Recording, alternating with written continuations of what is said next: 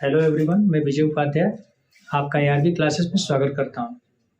आज की क्लास में बेटा हम लोग 2022 की जो सेट कर रहे थे उसको थोड़ा सा मैं आज की वीडियो में नहीं बता रहा हूं। आज हम लोग चैप्टर वाइज ऑब्जेक्टिव क्वेश्चनों को देख लेते हैं। देखिए, क्योंकि फिजिक्स से 7 ऑब्जेक्टिव क्वेश्चन भी आपसे पूछे जाते हैं, तो हम हर सब्जेक्ट के पूरे जितने भी ऑब्जेक्टिव क्वेश्चन एक चैप्टर से बनेंगे वो सारे के सारे आपके ऑब्जेक्टिव क्वेश्चन के लिए हम आपके लिए वीडियो बना रहे हैं, ठीक है ना।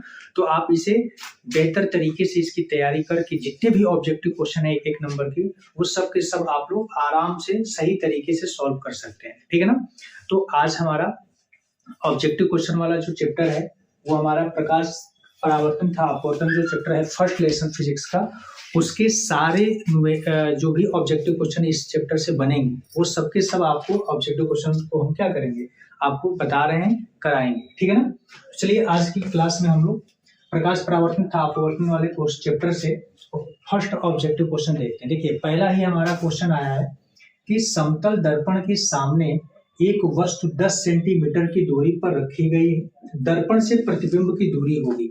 देखिए, समतल दर्पण जो होता है, समतल दर्पण की कुछ प्रॉपर्टीज है कि समतल दर्पण का एक गुण हो ये भी है कि अगर हम दर्पण के सामने जितनी दूरी पर और वस्तु को रखते हैं, दर्पण के अंदर प्रतिबिंब भी हमारा उतनी ही दूरी पर बनता है। इस चीज को हम ऐसे भी समझ सकते हैं, जैसे मान लीजिए कि ये आपका एक समतल दर्पण है, ठीक है। अब इस समतल दर्पण पे यदि हम यहाँ पे एक लेटर हम ले लेते हैं बी, अगर हम बी लेटर को दिखाते हैं तो बी लेटर जो बनेगा दर्पण के अंदर, तो देखिए यहाँ पे इस लाइनिंग की जो डिस्टेंस है वो डिस्टेंस हमेशा मेंटेन रहती है। तो दर्पण के अंदर जो इमेज बनेगी वो इसी तरह से बनेगा। ये डिस्टेंस आपकी इतनी ही रहेगी इस लाइनिंग की, यहाँ पे आपका ये ऐसे बन जाएगा।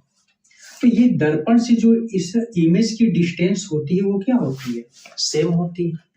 तो यहाँ पे हम ये कह सकते हैं कि समतल दर्पण के सामने जितनी दूरी पर वस्तु को रखोगे आप, उसका प्रतिबिंब उतनी ही दूरी पर बनता है।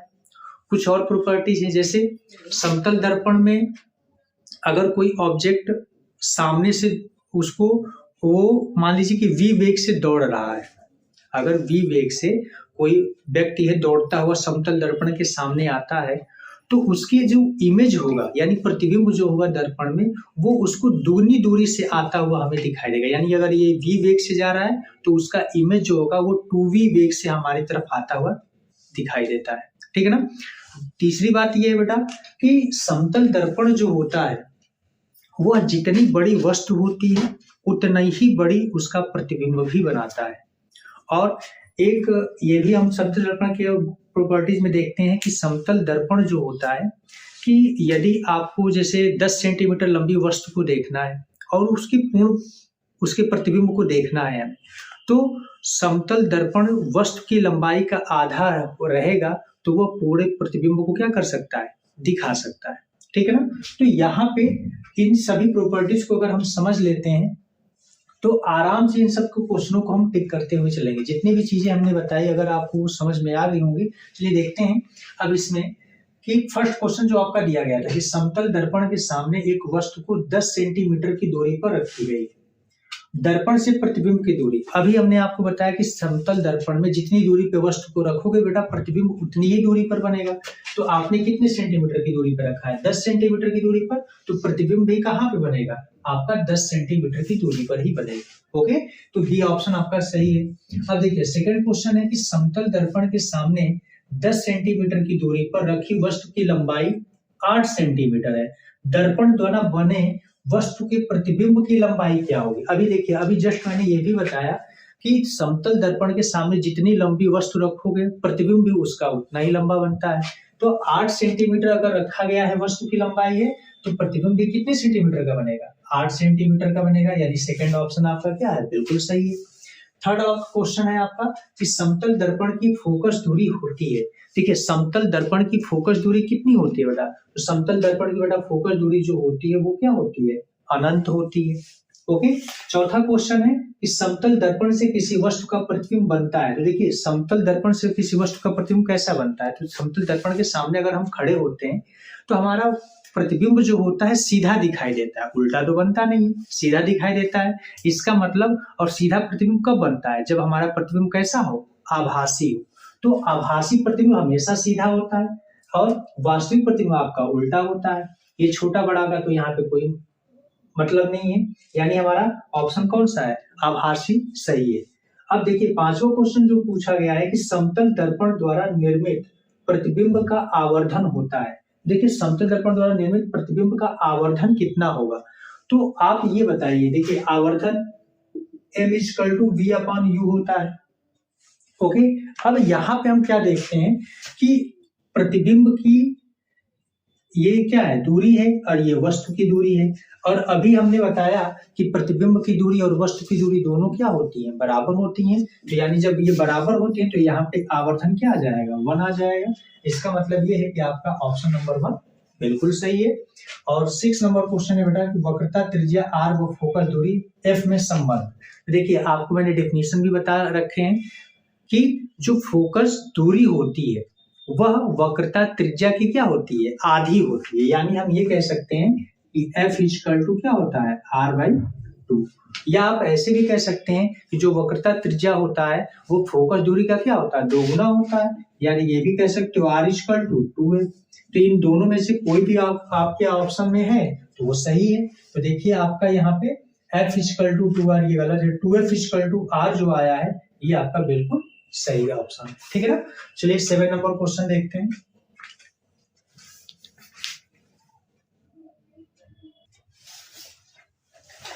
चलिए बेटा नेक्स्ट क्वेश्चन देखते हैं। 7 नंबर क्वेश्चन है बेटा आपका कि एक उत्तल दर्पण की फोकस दूरी 12 सेंटीमीटर है। दर्पण के उत्तल पृष्ठ की त्रिज्या होगी। अभी देखिए आपको मैंने रिलेशन बताया था कि f = क्या होता है आपका? r/2 होता है। या आप बेटा लिख सकते हो r = 2 है। अब इन्हीं दोनों पे देखो आपके कितने सारे क्वेश्चन पूछे गए हैं। ठीक है ना? अब देखिए उत्तल दर्पण की फोकस दूरी क्या है? 12 सेंटीमीटर है। फोकस दूरी आपको दे दिया, वहां पे पृष्ठ की त्रिज्या पूछ रहा है तो फोकस दूरी देखो त्रिज्या पूछ रहा है तो r = क्या हो सकता है? 2 × 12 यानी 12 2 क्या हो जाएगा? 24 सेंटीमीटर। तो यहाँ पे आपका डी ऑप्शन क्या है? बिल्कुल सही है। 8 नंबर देखिए। 8 नंबर क्वेश्चन है कि एक अवतल दर्पण की फोकस दूरी 10 सेंटीमीटर है। दर्पण की वक्रता त्रिज्या देखिए अवतल दर्पण है ये। ठीक है ना? फोकस दूरी 10 सेंटीमीटर दिया गया है तो वक्रता त्रिज्या फिर से इसका क्या हो जाएगा? फोकस दूरी का डबल होता है तो 10 दूनी क्या हो जाता है? 20 यानी 10 × 20 यानी बी ऑप्शन बिल्कुल सही है। 9 नंबर क्वेश्चन आपसे कहा जा रहा है कि किसी अवतल दर्पण की वक्रता त्रिज्या, देखिए वक्रता त्रिज्या आपको दे दिया गया यानी r की वैल्यू आपको दे दी गई 15 सेंटीमीटर। अब आपसे पूछा जा रहा है इसकी फोकस दूरी होगी यानी f की वैल्यू, तो आपको पता है f = क्या होता है? r/2 होता है। तो 15/2 कर लोगे तो ये आ जाएगा 7.5 सेंटीमीटर। लेकिन बेटा आप ये चीज ध्यान दीजिएगा इसमें आपका 7.5 पॉजिटिव और नेगेटिव दोनों दिया गया है। तो अब यहाँ पे कौन सा ऑप्शन सही होगा? तो ये कौन सा दर्पण है बेटा? अवतल दर्पण है। और आपको बेटा पता है कि अवतल दर्पण की फोकस दूरी क्या होती है? नेगेटिव होती है। और जब अवतल दर्पण की फोकस दूरी नेगेटिव होती है यानी ये क्या हो जाएगा? माइनस का 7.5 सेंटीमीटर यानी बी ऑप्शन आपका बिल्कुल क्या है? सही है। 10 नंबर क्वेश्चन दिया गया है कि एक उत्तल दर्पण की फोकस दूरी 20 सेंटीमीटर है, उसकी वक्रता त्रिज्या। देखिए फोकस दूरी दिया गया है, वक्रता त्रिज्या आपसे पूछा जा रहा है। फिर वैसे ही क्वेश्चन है तो क्या कर लेंगे हम? इसका डबल कर लेंगे। 22 क्या होता है? 40 सेंटीमीटर यानी ये डी ऑप्शन आपका बिल्कुल सही है। 11 नंबर क्वेश्चन देखिए बेटा, उत्तल दर्पण के सामने रखी वस्तु का प्रतिबिंब बनता है। उत्तल दर्पण के सामने हम वस्तु को रखेंगे तो उसका प्रतिबिंब कहाँ पे बनेगा? तो बेटा देखिए पहला ऑप्शन है वस्तु की स्थिति पर ही, बिल्कुल गलत। दर्पण के सामने वस्तु की स्थिति से दुगनी दूरी पर, ये भी गलत है। दर्पण के सामने वस्तु की स्थिति से आधी दूरी पर, ये भी गलत है। दर्पण के पीछे, ये बेटा बिल्कुल सही है क्योंकि उत्तल दर्पण ही एक ऐसा दर्पण है जिसमें सभी इसके जो प्रतिबिंब बनते हैं वो दर्पण के कहाँ बनते हैं? पीछे बनते हैं। ठीक है ना? और अवतल दर्पण में क्या होता है?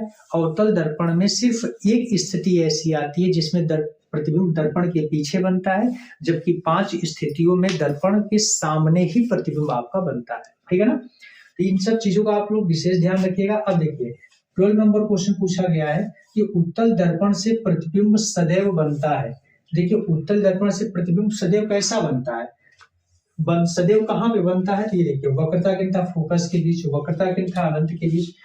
याद रखिएगा उत्तल दर्पण से प्रतिबिंब बेटा दो ही स्थितियों में बनते हैं, एक आप अनंत पे रखते हो तब बनता है, और दूसरी स्थिति होती है कि अनंत और ध्रुव के बीच में चाहे जहां पे आप रख दो उसकी प्रतिबिंब वहीं पे बनेगा। और वो स्थिति कौन सी होती है, वो स्थिति बेटा होती है ध्रुव और फोकस के बीच।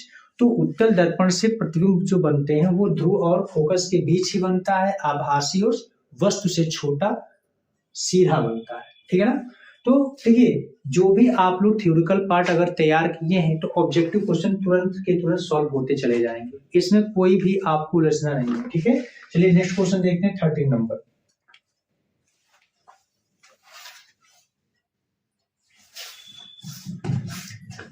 नेक्स्ट क्वेश्चन देखते हैं मेरा 13 नंबर। 13 नंबर क्वेश्चन है आपका कि वस्तु का आभासी तथा छोटा प्रतिबिंब बनता है। देखिए वस्तु का आभासी और छोटा प्रतिबिंब कब बन सकता है, तो इसमें हम देखते हैं अवतल दर्पण में बनता है, उत्तल दर्पण में बनता है, समतल दर्पण में, या इनमें से कोई। देखिए आभासी और छोटा प्रतिबिंब बनाना है, ठीक है ना। तो अवतल दर्पण में एक ही स्थिति होती है आभासी बनने का, जब वस्तु को हम फोकस और ध्रुव के कहाँ रखते हैं, बीच में रखते हैं, लेकिन वो वस्तु से क्या होता है, बड़ा बनता है। उत्तल दर्पण में तो यहाँ पे बेटा उत्तल दर्पण में हम आभासी और छोटा प्रतिबिंब बनाते हैं। अभी हमने इससे पहले ही बताया था कि उत्तल दर्पण में दो ही स्थितियां होती हैं, आप अनंत और ध्रुव के बीच में कहीं पे भी वस्तु को रख दोगे तो आपका क्या बनता है, आभासी और छोटा प्रतिबिंब बनता है और सीधा होता है। यानी कि यहाँ पे हमारा क्या है, उत्तल दर्पण बिल्कुल सही ऑप्शन है। ओके 14 नंबर क्वेश्चन आपको दिया गया है कि किसी अवतल दर्पण द्वारा वस्तु का आभासी सीधा तथा बड़ा प्रतिबिंब बनाने के लिए उसे रखना होगा, उसे कहाँ पे रखेंगे हम, तो इसमें आपका अवतल दर्पण द्वारा प्रतिबिंब आपका आभासी सीधा तथा बड़ा। अभी देखिए हमने ये चीज बताई भी कि वस्तु को कहाँ पे रखते हैं, ध्रुव और फोकस के बीच में। देखिए P का मतलब है कि पोल यानी ध्रुव, और F का मतलब है कि फोकस बिंदु है। तो ध्रुव और फोकस बिंदु के बीच में जब हम वस्तु को रखते हैं तो आपका प्रतिबिंब आभासी सीधा तथा बड़ा बनता है, यानी ऑप्शन नंबर डी आपका बिल्कुल यहाँ पे क्या है, सही। और 15 नंबर क्वेश्चन है बेटा आपका कि किसी वस्तु से बड़ा तथा आभासी प्रतिबिंब बनता है। देखिए किसी वस्तु से बड़ा, यानी वस्तु से बड़ा और आभासी प्रतिबिंब बन रहा है तो वो किसमें बनता है, तो आप यहाँ पे देख सकते हैं दिया है उत्तल दर्पण द्वारा, अवतल दर्पण द्वारा, समतल दर्पण द्वारा, अवतल लेंस द्वारा। तो देखिए यहाँ पे क्या है कि उत्तल दर्पण द्वारा तो आपका आभासी सीधा बनता है लेकिन वस्तु से छोटा होता है, समतल दर्पण आपका वस्तु के बराबर ही प्रतिबिंब बनाता है, और अवतल लेंस आपका आभासी और सीधा प्रतिबिंब नहीं यहाँ पे बनाता है। मेन आपका फिर से क्या आ गया, वही क्वेश्चन को दोबारा यहाँ पे सही करके घुमा के पूछा गया है, यानी अवतल दर्पण द्वारा आपका प्रतिबिंब कैसा होगा, वस्तु का बड़ा आभासी और प्रतिबिंब बनाएगा, ठीक है ना, और बड़ा भी बनता है। अब देखिए यहाँ पे 16 नंबर क्वेश्चन दिया गया है कि अवतल दर्पण के फोकस और वक्रता केंद्र के बीच स्थित वस्तु का प्रतिबिंब बनता है। यानी आप यहाँ पे देख सकते हैं कि फोकस और वक्रता केंद्र के बीच अगर वस्तु को रख देंगे तो उसका प्रतिबिंब कहाँ पर बनेगा, यानी कैसा बनता है। देखिए उल्टा आभासी और बड़ा, उल्टा वास्तविक बड़ा यानी सीधा आभासी बड़ा, या उल्टा वास्तविक और छोटा। तो देखिए सबसे बड़ी बात क्या है कि अवतल दर्पण में बेटा 6 प्रकार की स्थितियां होती हैं, 6 स्थितियों से प्रतिबिंब बनता है। पहली स्थिति आप अनंत पे रखते हो, दूसरी स्थिति अनंत और वक्रता केंद्र के बीच आप रखते हो। तो जैसे जैसे हम वस्तु को दर्पण के पास लाते हैं तो आपका जो वस्तु का प्रतिबिंब होता है बेटा वस्तु से मतलब प्रतिबिंब जो होता है अनंत की अपेक्षा बड़ा बनने लगता है। और एक स्थिति आपकी थर्ड आती है कि जब वस्तु को हम वक्रता केंद्र पर रखते हैं तो वस्तु के बराबर ही आपका प्रतिबिंब बनता है, और जैसे ही हम वस्तु के आगे बढ़ते हैं यानी वक्रता केंद्र और फोकस के बीच में जब वस्तु को रखते हैं तो वस्तु का हमारा प्रतिबिंब वास्तविक बड़ा और उल्टा बनता है। तो यानी वस्तु से क्या होता है, बड़ा बनता है। तो यहाँ पे देखिए उल्टा भी है, वास्तविक भी है और बड़ा भी है, यानी बी ऑप्शन आपका बिल्कुल क्या है, सही है। 2023 का जो हम अनसॉल्व बेटा करा रहे थे उसमें फर्स्ट जो अनसॉल्व से सेट हमने कराया था उसमें हमने 6 स्थितियों को टेबल बना के आपको पूर्ण रूप सही तरीके से एकदम बताया गया है, ठीक है ना। तो वहां से भी आप इसे कवर कर सकते हो। ओके, 17 नंबर क्वेश्चन आपसे को दिया गया है बेटा कि यदि एक दर्पण के सामने किसी वस्तु को निकट रखने पर प्रतिबिंब सीधा बने किंतु दूर रखने पर प्रतिबिंब उल्टा बने तो वह दर्पण होगा। अब बताइए यहाँ पे क्या है कि वस्तु को निकट ला रहे हो तो प्रतिबिंब सीधा बन रहा है और दूर ले जा रहे हो तो उल्टा बन रहा है, यह दर्पण कौन सा हो सकता है। तो यहाँ पे आप देख सकते हो, तो ऐसा आपका एक ही दर्पण है और वो है बेटा आपका कौन सा, अवतल दर्पण। ओके, इसी में वस्तु को जब निकट लाओगे तो सीधा बनेगा और दूर रखने पर प्रतिबिंब कैसा होता है, उल्टा। अभी हम स्थितियों का हम जिक्र भी कर रहे थे कि अवतल दर्पण में एक ही स्थिति ऐसी है जहाँ पे यानी फोकस और ध्रुव के बीच में जब आप रखते हो यानी दर्पण के बहुत पास आ जाओगे तब आपकी ऐसी स्थिति बनती है कि आभासी और सीधा और बड़ा प्रतिबिंब बनता है। वही क्वेश्चन है। अब देखिए 18 नंबर क्वेश्चन पूछा है कि संयुग्मी फोकस संभव है केवल, तो केवल बेटा संयुग्मी फोकस किसमें संभव होता है, अवतल दर्पण में ही संभव होता है, ठीक है ना। चलिए नेक्स्ट क्वेश्चन देखते हैं 19 नंबर।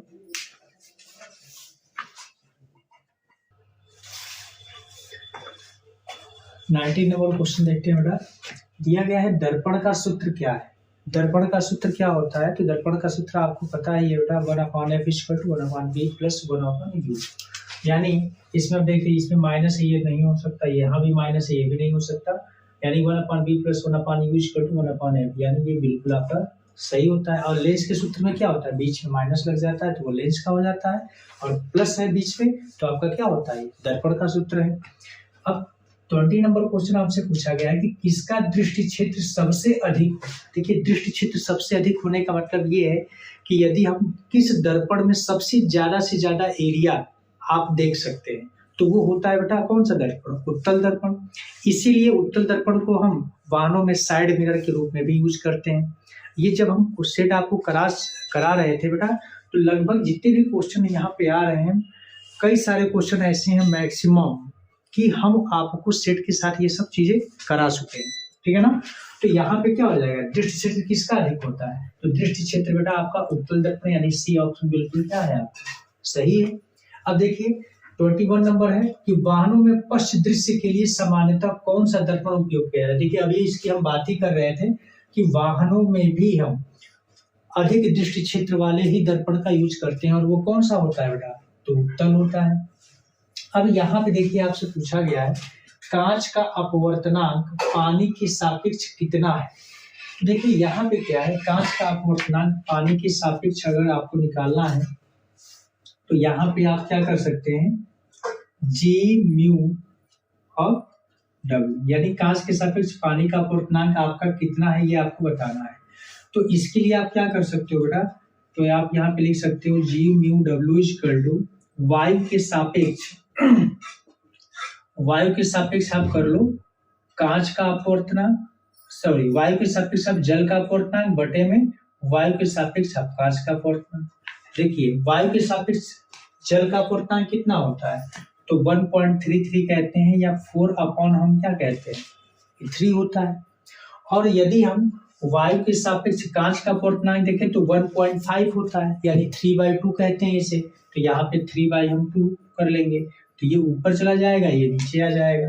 यानी यहाँ पे एक बेटा यहाँ पे थोड़ा सा दिक्कत हो गया है, यहाँ पे A म्यू G और यहाँ पे आपका A म्यू क्या होगा W। तो ऊपर हम जल का अपवर्तनांक कांच का अपवर्तनांक रखते हैं, यानी यहाँ पे क्या रखेंगे हम 3/2 और यहाँ पे बेटा वायु के सापेक्ष कांच जल का अपवर्तनांक हो जाएगा 4/3।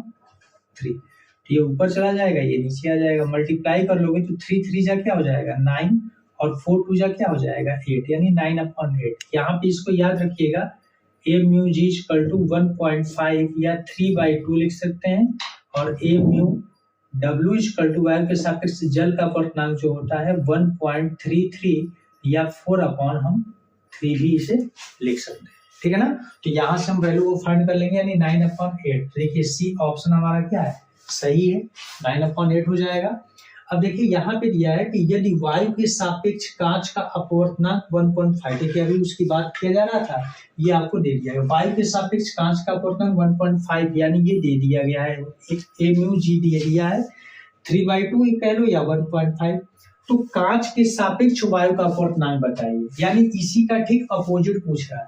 म्यू जी आपको दे दिया गया है, तो जी म्यू ए आपको बताना है। तो आपको पता है ना बेटा, ये दोनों क्या होते हैं, एक दूसरे के पहले माध्यम के सापेक्ष दूसरे माध्यम का अपवर्तनांक इक्वल टू 1 अपॉन दूसरे माध्यम के सापेक्ष पहले माध्यम का अपवर्तनांक, यानी एक ही माध्यम के सापेक्ष दूसरे माध्यम का अपवर्तनांक जो होता है एक दूसरे के क्या होते हैं, रेसिप्रोकल होते हैं। तो जी म्यू ए इक्वल टू क्या हो जाएगा, 1 अपॉन ए म्यू जी।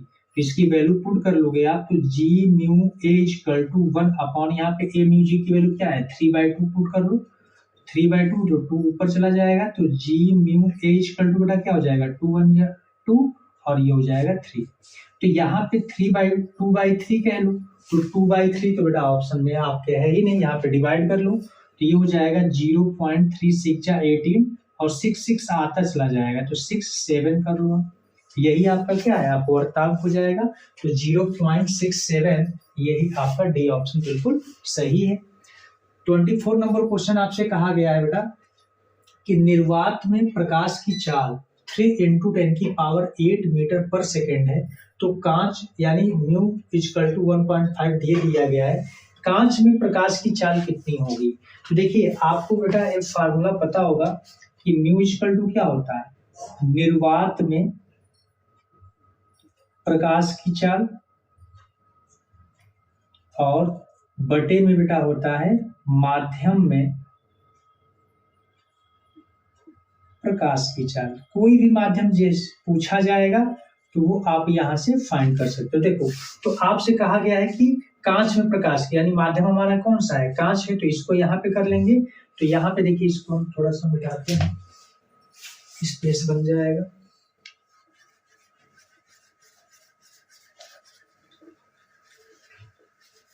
अब देखिए यहाँ पे क्या है कि हमें कांच में प्रकाश की चाल चाहिए, तो इसको क्रॉस मल्टीप्लाई कर लेते हैं। तो कांच में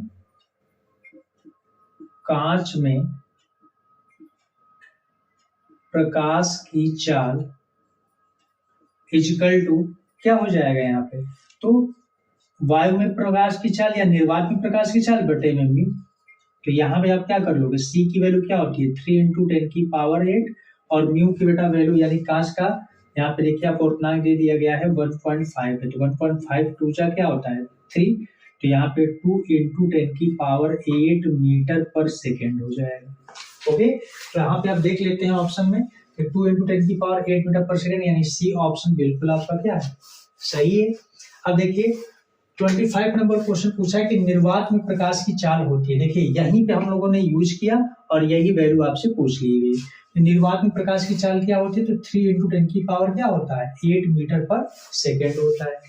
अब यहाँ पे 26 नंबर क्वेश्चन में पूछा गया है कि वायु में प्रकाश की चाल, देखिए इतना दिया गया है 3 × 10⁸ मीटर पर सेकेंड है, तो जल यानी जिसका अपवर्तनांक इतना है में प्रकाश की चाल होगी, तो जल में प्रकाश की चाल कितना होगा, तो सेम है जैसे यहाँ पे निकालें, जहां पे हमने कांच किया था वहां पे आप यहाँ पे अब क्या कर दीजिए जल में प्रकाश की चाल, और यहाँ पे आप क्या करेंगे कि C/म्यू तो रहेगा ही, प्रकाश निर्वात या वायु में प्रकाश की चाल कितनी होती है 3 × 10⁸ म्यू, यानी यहाँ पे दिया है वैल्यू कितना दिया है 4/3 दे दिया गया है, 4/3 कर लीजिए, 3 ऊपर चला जाएगा, यानी ये हो जाएगा 3 3 जा 9, तो 9 × 10⁸/4, तो यहाँ पे डिवाइड कर लीजिए, 4 2 जा 8 पॉइंट, 4 2 जा 8 और फिर 2 बचे 4 5 जा क्या हो जाएगा आपका 20, यानी ये हो जाएगा 2.25 × 10⁸ मीटर पर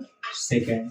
तो यहाँ पे आपका देखिए कौन सा ऑप्शन, यहाँ पे देखिए आपका पहला ऑप्शन ही बिल्कुल सही है। ओके, चलिए 27 नंबर क्वेश्चन देखते हैं।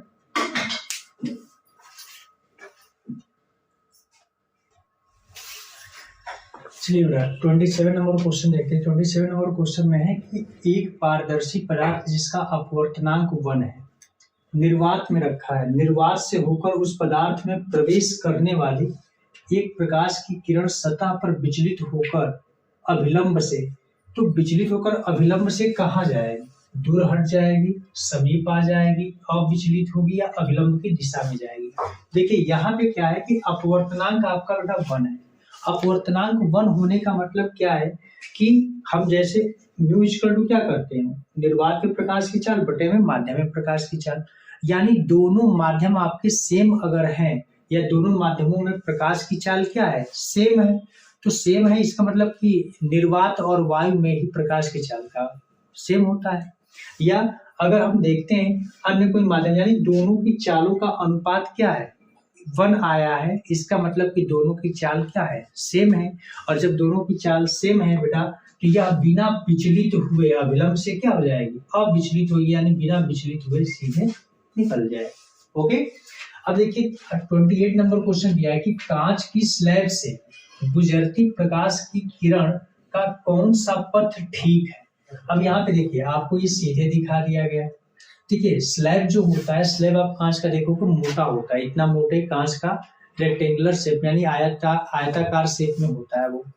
जब उससे प्रकाश डाली जाती है तो बेटा देखो प्रकाश यहाँ पे क्या है, अगर बाहर स्लैब के बाहर देखोगे तो यह वायु में है और स्लैब के अंदर यह कांच आ गया, तो सीधी सी बात आप जानते ही हो बेटा कि प्रकाश जब एक माध्यम से दूसरे माध्यम में जाती है तो अपने मार्ग से विचलित होती है, और यहाँ पे ये सीधे दिखाया गया है, इसका मतलब क्या है, ये गलत है।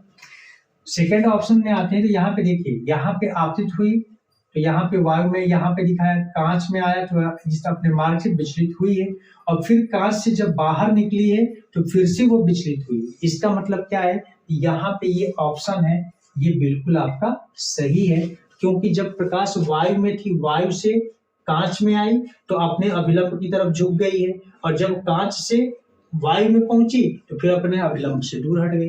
और अपवर्तन के नियम में बेटा हम यही तो देखते हैं कि जब प्रकाश की किरण विरल माध्यम से सघन माध्यम में जाती है तो अभिलंब की तरफ झुकती है, और सघन से विरल में जाती है तो अभिलंब से दूर हटती है। ये पूरे प्रोसेस को क्या कर रहा है, फॉलो कर रहा है, इसका मतलब ये सही है। देखिए यहाँ पे ऐसे दिखा दिया गया, ये भी गलत हो गया, ये सीधे आ गई है, ये भी गलत है, यानी बी ऑप्शन आपका बिल्कुल क्या है, सही है। अब देखिए 29 नंबर क्वेश्चन कह रहा है कि आपको जल, सरसों का तेल, ग्लिसरीन और केरोसिन दिया गया है, इन सबसे एक समान कोण पर प्रकाश की किरण आपतित की गई है, किस माध्यम से किरण अधिकतम झुकेगी। देखिए अभी हमने आपको बताया कि जब विरल से सघन में जाती है तो अभिलंब की ओर झुकती है। अब वह सघन डिपेंड करता है कि सघन कैसा है, मतलब सबसे ज्यादा सघन है, जैसे कांच और जल में देखा जाए तो कांच जल की अपेक्षा ज्यादा सघन होता है। वैसे ही आपको बेटा इन सब में कंपेयर करना पड़ेगा कि सबसे ज्यादा सघन कौन सा है, और जो सबसे ज्यादा सघन है उसी में आपका जो किरण होगा अधिकतम क्या होगी, झुकेगी। देखिए अगर हम बात करते हैं जल का, तो जल और सरसों के तेल में तो सरसों का तेल क्या है, ज्यादा सघन होता है। केरोसिन देख लिया जाए तो केरोसिन से भी सरसों का तेल क्या है, ज्यादा सघन होता है। लेकिन जब ग्लिसरीन की बात आती है बेटा तो ग्लिसरीन सरसों के तेल से भी ज्यादा सघन होता है। इसका मतलब क्या है कि ग्लिसरीन जो होता है इसमें आपकी जो किरण होगी वो बहुत अधिक क्या हो जाएगी, झुक जाएगी। अब चलिए 30 नंबर देखते हैं, दिया है कि टॉर्च, सर्च लाइट और वाहनों के अग्र दीपों में, यानी जो आगे हेडलाइट में बल्ब लगाए जाते हैं, अग्र दीपों में बल्ब लगाए जाते हैं तो वो कहाँ पे लगाए जाते हैं। जैसे दिया है परावर्तक के ध्रुव और फोकस के बीच, परावर्तक के फोकस के बहुत निकट, परावर्तक के फोकस और वक्रता केंद्र के बीच, और परावर्तक के वक्रता केंद्र। तो देखिए यहाँ पे क्या होता है कि जब हम सर्च लाइट लगाते हैं वो परावर्तक के ध्रुव जो होता है, फोकस जो होता है उसके बहुत पास पे लगाते हैं, यानी आपका बी ऑप्शन क्या है, बिल्कुल सही है। चलिए 31 नंबर क्वेश्चन देखते हैं।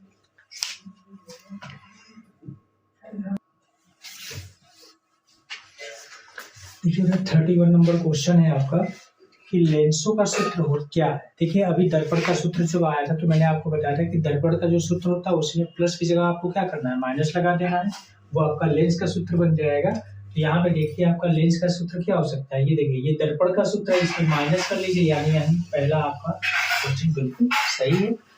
अब देखिए 32 नंबर यानी 32 नंबर क्वेश्चन है आपका, लेंस की क्षमता ज्ञात करने का सूत्र। तो देखिए लेंस की क्षमता ज्ञात करने का सूत्र क्या होता है, P = 1/f होता है। तो इसको हम ऐसे भी लिख सकते हैं, PF = 1 भी लिख सकते हैं, यानी डी ऑप्शन आपका बिल्कुल क्या है, सही है। अब देखिए 33 नंबर क्वेश्चन है कि किसी लेंस के आवर्धन का सूत्र क्या है। देखिए आवर्धन का सूत्र क्या होता है, तो आवर्धन M = क्या होता है, V/U होता है, और I अपॉन क्या हो जाता है, O हो जाता है, जहाँ I क्या है, प्रतिबिंब की लंबाई, O वस्तु की लंबाई होती है। लेकिन यहाँ पे क्या है कि आवर्धन जब हम लोग निकालते हैं तो दर्पण में क्या हो जाता है, दर्पण में आवर्धन यहाँ पे माइनस का V लग जाता है, और लेंस में क्या होता है, ये पॉजिटिव होता है, यानी यहाँ पे V/U होगा, और लेंस के लिए आवर्धन का सूत्र कौन सा हो जाएगा, A। और जब यही चीज बेटा अगर दर्पण के लिए पूछेगा तो दर्पण के लिए आवर्धन जो होता है वो माइनस का V/U हो जाता है, माइनस लग जाता है तो दर्पण का हो गया, और माइनस को अगर हटा देते हैं तो वो किसका हो जाता है, लेंस का हो जाता है। ओके, अब देखिए 34 नंबर क्वेश्चन आपसे कह रहा है कि कौन से लेंस की क्षमता ऋण होती है। तो देखिए किस लेंस की क्षमता ऋण होती है, तो अब देखिए यहाँ पे क्षमता जो होती है बेटा फोकस पे क्या करती है, फोकस दूरी पे डिपेंड करती है, यानी जिस लेंस की फोकस दूरी क्या होगी, ऋणात्मक होगी, आपकी क्षमता भी क्या होगा, ऋणात्मक। तो लेंस में बेटा अवतल लेंस की फोकस दूरी क्या होती है, ऋणात्मक होती है, तो अवतल लेंस की क्षमता भी क्या होगी, ऋणात्मक होगी। तो सी ऑप्शन आपका बिल्कुल सही है। अब देखिए 35 नंबर में क्वेश्चन में कहा है कि यदि कोई वस्तु एक उत्तल लेंस के सामने 2f दूरी पर रखी हो तो लेंस से उसके प्रतिबिंब की दूरी होगी। देखिए जैसे आपके दर्पण में, अवतल दर्पण में आपके 6 स्थितियां होती हैं, वैसे ही लेंस जब होता है तो लेंस में के उत्तल लेंस में आपकी 6 स्थितियां होती है प्रतिबिंब बनाने की। तो 2f जो दूरी पर जब वस्तु को हम बेटा रखते हैं तो वस्तु का जो प्रतिबिंब बनता है वह 2f दूरी पर ही बनता है, ठीक है ना। यानी हम बस यहाँ पे ये चेंज हो जाता है, यहाँ पे f1 f2 नहीं लिखा गया है, बट यहाँ पे f1 पे रखेंगे तो 2f2 दूरी पे बनता है। दोनों की दूरियां 2f1 और 2f2 दोनों बराबर होती हैं, यानी यहाँ पे दिया है 2f, तो यहाँ पे ऑप्शन में 2f दिया गया है, तो ये 2f क्या हो जाएगा, सही हो जाएगा, यानी फोकस दूरी की डबल दूरी, यानी फोकस के उत्तल लेंस के फोकस दूरी जो होती है उसकी दुगनी दूरी पे जब वस्तु को रखोगे आप तो उसका प्रतिबिंब भी दुगनी दूरी पर ही क्या होगा, बनेगा। ओके, चलिए 36 नंबर क्वेश्चन देखते हैं कि उत्तल लेंस से किसी वस्तु का वास्तविक, उल्टा तथा बड़ा प्रतिबिंब बनाने के लिए वस्तु को रखना होगा। देखिए हमें क्या है कि वास्तविक और उल्टा आपका होना चाहिए, और साथ साथ में दिया है कि बड़ा भी होना चाहिए। तो यहाँ पे हम क्या कर सकते हैं, तो उत्तल लेंस की बात कर रहा है, तो बेटा उत्तल लेंस में हमने क्या बताया कि 2f पे अभी रखोगे तो वस्तु के बराबर प्रतिबिंब बनता है, और जैसे ही इसके आगे और लेंस के पास पहुंचोगे 2f और f के बीच में, तो आपका प्रतिबिंब क्या होता है, वास्तविक, उल्टा और वस्तु से क्या हो जाता है, बड़ा हो जाता है। तो यहाँ पे हम क्या लिख देंगे कि लेंस के फोकस पर, लेंस के 2f दूरी पर, यानी लेंस से f तथा 2f के बीच, यानी यहाँ पे जब रखोगे आप तो वस्तु का जो प्रतिबिंब होगा वास्तविक, उल्टा और बड़ा बनेगा। ओके, 37 नंबर क्वेश्चन है आपका कि निम्न में से किसके सामने रखी वस्तु का प्रतिबिंब सदैव सीधा, आभासी तथा छोटा बनता है। तो देखिए उत्तल लेंस जो होता है, यहाँ पे सबसे पहली बात है कि सिर्फ इसमें अवतल, यहाँ पे देखिए अवतल दर्पण भी दिया है, समतल दर्पण, तो समतल दर्पण ये हो नहीं सकता। अवतल दर्पण, तो अवतल दर्पण में सदैव सीधा और आभासी प्रतिबिंब नहीं बनता है। अब देखिए बात आती है उत्तल लेंस की, तो उत्तल लेंस में आपका सदैव तो बनता ही नहीं। अब एक बचा हमारा ऑप्शन अवतल लेंस, यानी अवतल लेंस ही आपका एक ऐसा है जो आपका वस्तु का प्रतिबिंब सदैव सीधा ही क्या करता है और वस्तु से छोटा बनाता है। अब देखिए 38 नंबर क्वेश्चन क्या है कि किसी वस्तु का अवतल लेंस द्वारा बना प्रतिबिंब सदैव होता है। देखिए अवतल लेंस द्वारा बना प्रतिबिंब सदैव होता है, तो अवतल लेंस द्वारा अभी हमने आपको बताया बेटा कि प्रतिबिंब कैसा बनता है, आभासी हमेशा बनाता है, सीधा बनाता है और वस्तु से छोटा बनाता है, यानी इसमें अगर इसको देखा जाए तो ये बी ऑप्शन आपका बिल्कुल सही है, आभासी, सीधा और छोटा। ओके, अब 39 नंबर में आपसे पूछा है कि निम्न में से कौन लेंस बनाने में प्रयुक्त किया जा सकता है। तो लेंस बनाने के लिए बेटा हम किसका यूज करते हैं, कांच का यूज करते हैं, ठीक है ना। चलिए अब नेक्स्ट क्वेश्चन देखते हैं 40 नंबर।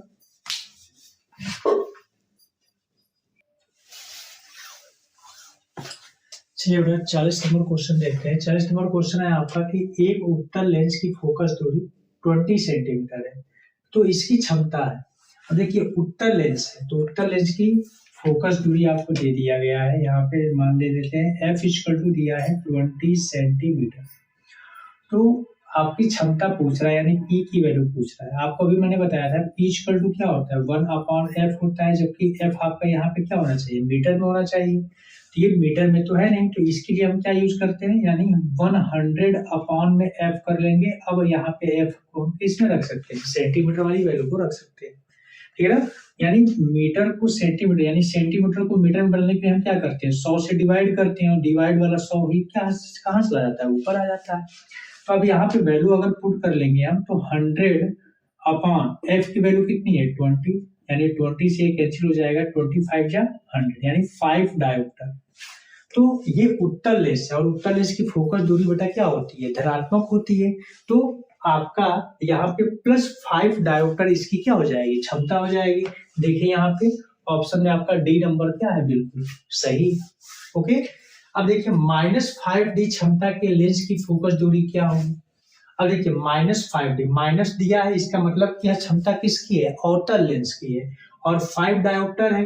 तो 5 डायोप्टर, देखिए अभी 5 डायोप्टर तो आए थे, तो आप इसको सॉल्व अगर करते हैं तो देखिए f इक्वल टू क्या हो जाएगा, 1/p हो जाएगा, या तो 1/, जब p हो जाता है तो f इक्वल टू क्या कर सकते हो, 1/5 डायोप्टर है, तो माइनस का 5 यहाँ पे नोट कर लीजिए।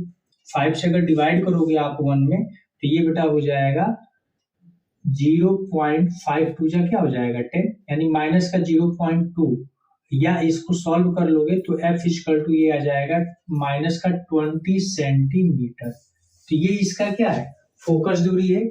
अब यहाँ पे देखिए -5 डायोप्टर क्षमता के लेंस की फोकस दूरी होगी, तो यहाँ पे बेटा दे दिया गया है -20 सेंटीमीटर ये कह लो, या -0.2 क्या कह सकते हो, मीटर। तो देखिए -0.2 मीटर है, यानी पहला ऑप्शन आपका क्या है, बिल्कुल सही है। अब देखिए 42 नंबर क्वेश्चन में आपसे कहा है कि 50 सेंटीमीटर फोकस दूरी वाले उत्तल लेंस की क्षमता होगी। तो अब आपको क्या कर लेना है, 50 सेंटीमीटर है तो 100 में आप 50 से डिवाइड कर लीजिए, 52 जा 100, यानी 2 डायोप्टर हो जाएगा। तो यहाँ पे देखिए ये आपका उत्तल लेंस है, तो 2 डायोप्टर आपका क्या होगा, पॉजिटिव होगा। ओके, देखिए कितने छोटे छोटे क्वेश्चन है, आराम से सॉल्व होते चले जा रहे हैं। अब देखिए -10 डायोप्टर क्षमता वाले लेंस की फोकस दूरी होगी। अब देखिए -10 डायोप्टर वाले अगर लेंस है, तो इसको हम कैसे सॉल्व करते हैं, यहाँ पे देखिए ये सारे क्वेश्चन एक दूसरे से ही रिलेटेड हैं, और यहाँ से अब देखो बेटा इस पे लेंस की पावर की क्षमता से ऐसे ही क्वेश्चन बनते हैं। -10 डायोप्टर है तो आपको फोकस दूरी चाहिए f इक्वल टू, तो यहाँ पे 100 कर लीजिए, और सीधे सीधे माइनस का 10 कर लीजिए, तो 10 0 से 0 कट गया, यानी f इक्वल टू माइनस का 10 क्या आ जाएगा, सेंटीमीटर। अब यहाँ पे देखिए माइनस का 10 सेंटीमीटर कहाँ पे है, तो इसमें आपकी फोकल दूरी देखिए माइनस से, यहाँ पे शायद माइनस छूट गया होगा, माइनस का क्या आएगा आपका 10 सेंटीमीटर ये आएगा।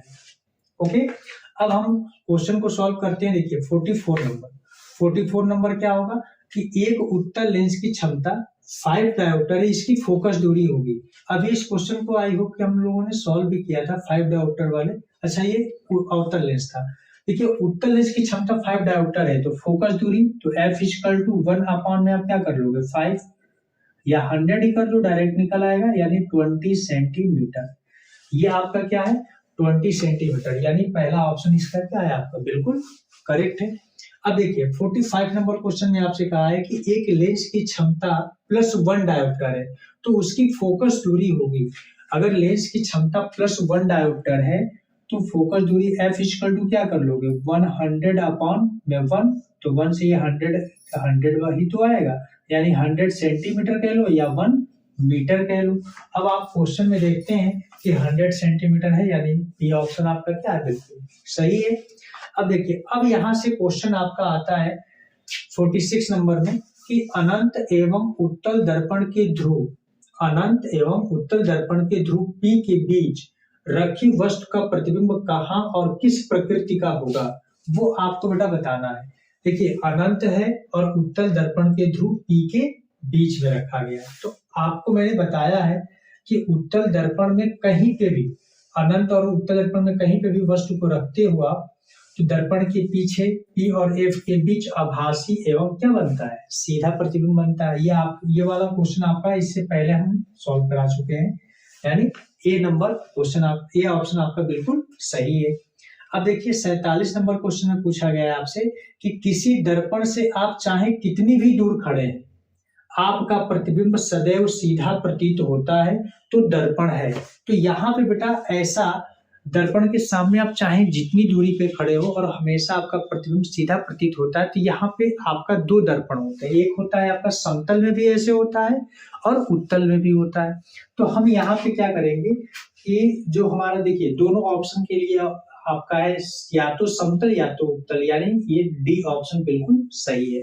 और यदि आपके क्वेश्चन में समतल या उत्तल अलग अलग दिए हैं और सिर्फ आपको चेक करना है तो वहां पे ध्यान दीजिएगा, यहाँ पे दर्पण अगर नहीं दिया है, लेंस दिया है, तो वहां पे आप सीधी समतल पे करोगे, ठीक है ना।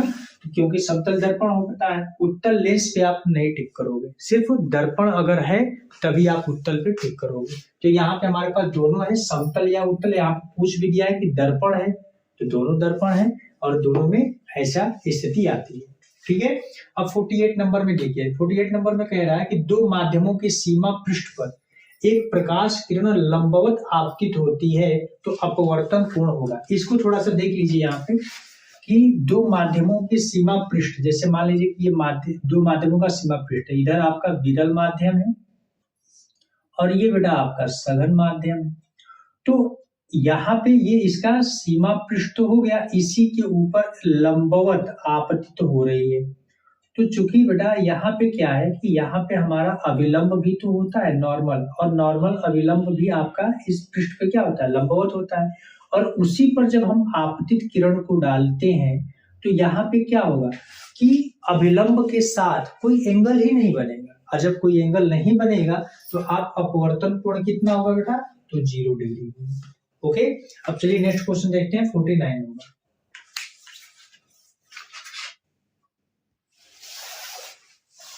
चलिए बेटा 49 नंबर क्वेश्चन देखते हैं। 49 नंबर क्वेश्चन में आपसे पूछा गया है कि कांच का अपवर्तनांक अधिकतम होता है, तो कांच का अपवर्तनांक अधिकतम किस कलर के लिए होता है। तो देखिए जिसका प्रकीर्णन सबसे ज्यादा होता है, ठीक है ना, उसके लिए आपका क्या होता है, अपवर्तनांक अधिकतम होता है। यानी अपवर्तनांक अधिकतम हो गया, और जब अपवर्तनांक बेटा अधिकतम होता है यानी इसका मतलब उसकी फोकस दूरी क्या हो, सबसे कम हो। जिस कलर के लिए इन सभी में देखते हैं तो आपका ये ऑप्शन कौन सा है, बैगनी कलर के लिए, यानी बैगनी रंग के लिए आपका अपवर्तनांक अधिकतम हो जाएगा। फोकस दूरी अगर देखा जाए किस कलर के लिए कम होगी कांच की, तो बैगनी रंग के लिए कम हो जाएगी, क्योंकि फोकस दूरी जो होती है वो आपके अपवर्तनांक का क्या होता है, व्युत्क्रम होता है, ठीक है ना, व्युत्क्रमानुपात। अब देखिए 50 नंबर क्वेश्चन, प्रकाश का वेग निम्न में से किस माध्यम में अधिकतम होगा। देखिए यहाँ पे वायु, जल, कांच और निर्वात, तो सीधी बात है जल और कांच में तो प्रकाश का वेग कम होता है। वायु और निर्वात, यहाँ पे देखिए निर्वात हम लोग लगाते हैं, लेकिन वायु भी आपका करेक्ट ऑप्शन है, क्योंकि वायु या निर्वात में प्रकाश की चाल 3 × 10⁸ मीटर पर सेकेंड ही होती है। तो दोनों में से कोई भी ऑप्शन आप लगाएंगे, लेकिन करेक्ट ऑप्शन बिल्कुल 100% श्योर आपका निर्वात ही है। निर्वात अगर है तो निर्वात को लगाइए। ओके, अब देखिए 51 नंबर है कि किसी दर्पण के सामने किसी वस्तु को रखने पर उसका प्रतिबिंब वास्तविक, उल्टा तथा आकार में कुछ छोटा बनेगा। अब देखिए यहाँ पे ये क्वेश्चन कई बार ये रिपीट हो रहा है, ठीक है ना। तो यहाँ पे क्या है, वास्तविक और उल्टा अगर है तो वो कौन सा दर्पण, अवतल ही हो सकता है, क्योंकि उत्तल में तो आपका क्या होता है, आभासी और सीधा बनता है। समतल आपका वस्तु के बराबर प्रतिबिंब बनाता है, छोटा बनाता नहीं है। तो यहाँ पे क्या होगा, आपका अवतल सही हो। ओके, अब देखिए 52 नंबर क्वेश्चन में आपसे पूछा गया है कि किसी गोलीय दर्पण तथा किसी पतले गोलीय लेंस दोनों की फोकस दूरियां -15 सेंटीमीटर है।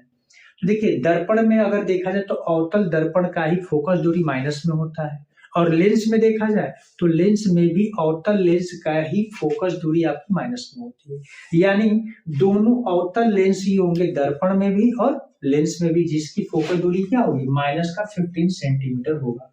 यानी यहाँ पे हम क्या ऑप्शन टिक कर सकते हैं, दोनों अवतल है। यहाँ पे देखो बेटा 4 क्वेश्चन हमने छोड़ा है, क्योंकि इस चैप्टर में 4 जो क्वेश्चन है फिर से बार बार वही क्वेश्चन रिपीट हो रहे हैं, इसलिए उनको हमने छोड़ दिया है। तो आपकी बुक में 56 क्वेश्चन थे ऑब्जेक्टिव, इसमें से 4 हमने एक ही टाइप में क्वेश्चन है इसलिए हमने उसको छोड़ दिया है। 52 क्वेश्चन हमने आपको करा दिया इस चैप्टर से बेटा। अब ऐसा कोई क्वेश्चन नहीं बना है बचेगा जो आपको इस ऑब्जेक्टिव में ना हो। हर तरीके से क्वेश्चन आपको मिल गए हैं और सारे तरीके से क्वेश्चन आपको बता दिया गया है। तो उम्मीद हम बेटा ये करते हैं, अगर आप ये सही तरीके से अगर प्रैक्टिस कर लेते हो तो इस चैप्टर से बोर्ड एग्जाम में कोई भी क्वेश्चन ऑब्जेक्टिव का आपसे छूटेगा नहीं, सारे के सारे क्वेश्चन को आप कर ले जाओगे, ठीक है ना। नेक्स्ट वीडियो में हम लोग मानव नेत्र का जो है उसके भी ऑब्जेक्टिव सारे क्वेश्चनों को हम लोग सॉल्व करेंगे, ठीक है ना। अगर आपको वीडियो हमारी बेटा समझ में आती है तो प्लीज इसे लाइक करिए, सब्सक्राइब करिए और शेयर करिए। ओके, थैंक यू बेटा।